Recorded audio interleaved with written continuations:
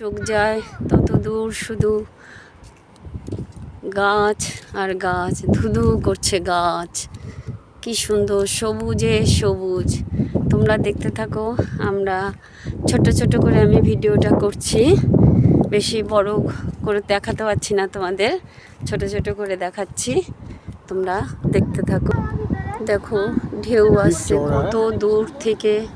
আমরা অনেক অনেক দূরে দাঁড়িয়ে আছি, প্রায় 1 কিলোমিটার দূরে দাঁড়িয়ে আছি। ঢেউ অনেক দূরে। আমরা বেড়াতে এসেছি আজ 4 দিনের ট্যুরে। দেখো শুধু জঙ্গল আর জঙ্গল।